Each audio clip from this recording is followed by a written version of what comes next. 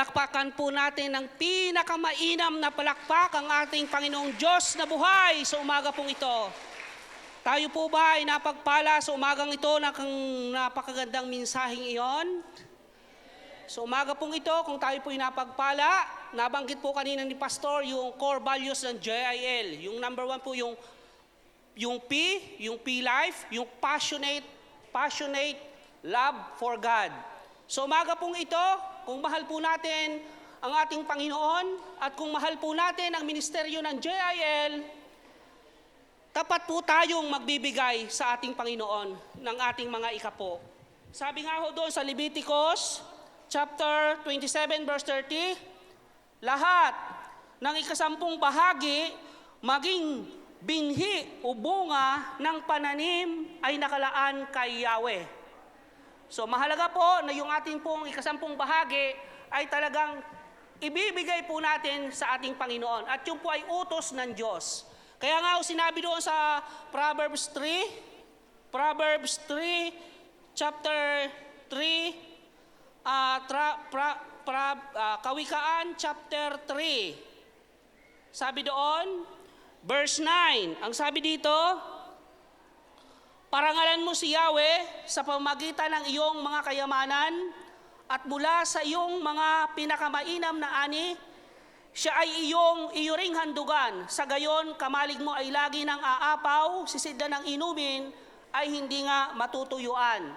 Kaya po sa umaga pong ito, kung talagang mahal po natin ang ministeryo ito ng ating Panginoon, ibigay po natin ang buong buo para sa Diyos. Nang sa ganon, matupad po yung sinasabi niya dito na mag-uumapaw ang biyaya ng Diyos sa atin hong mga tahanan. Mayroon po tayong top M. Siyempre, una po yung tithes.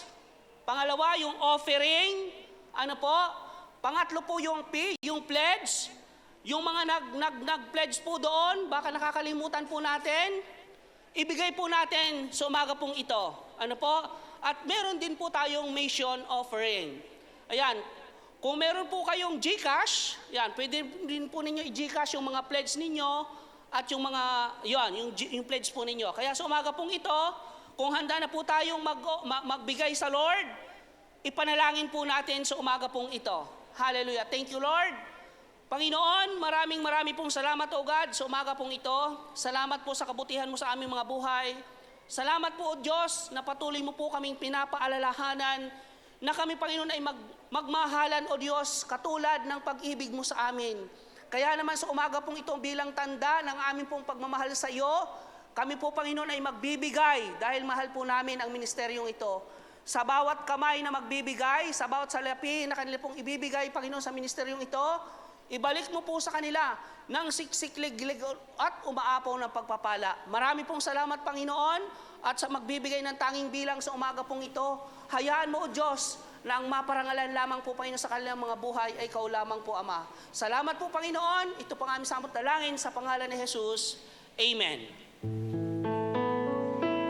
Praise the Lord. Sama-sama po tayo magbigay sa ating Diyos na buhay.